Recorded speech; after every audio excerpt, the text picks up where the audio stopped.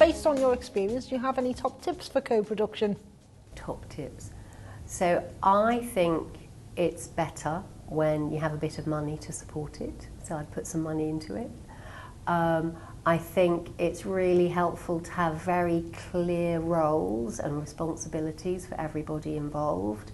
I think we need to, as a professional, it's really important not to put a disabled person into a really difficult position where you're asking them, for example, to represent the views of everybody in the town.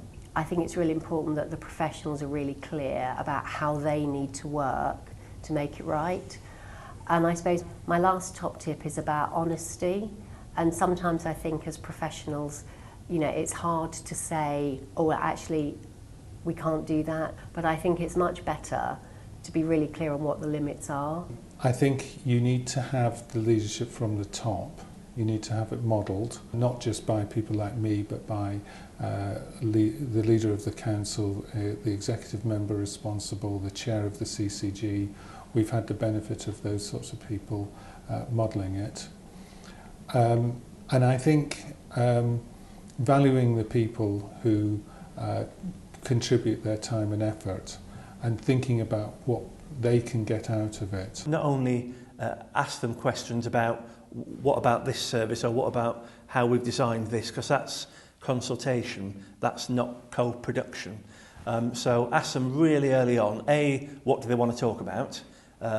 B, what services do they want to see improved? And once we've got to that stage, then get on to, well, what would that look like and how can we design that together?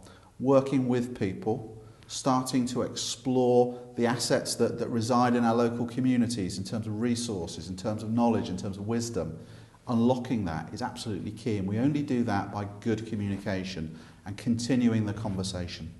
Be honest.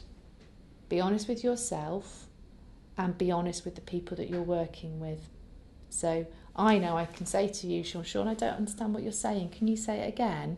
Or shall we write it down? But checking with people that we are really hearing what each other's saying and that we're understanding what each other's saying. Because I think too often we make assumptions and then so I assume or I pretend because I'm a bit embarrassed and I pretend I've understood what you're saying, but you know I haven't understood what you're saying. So if we pretend and we're not genuine, it doesn't work. You've got to be prepared to lose some control. It's no good as a director of social services or somebody working in social services thinking you're going to control this. You've got to be prepared to give that up and effectively place trust in people who use services. Some people are going to come because they're angry about things, and that is actually quite difficult. But you have to be able to give something up in order to make it true co-production.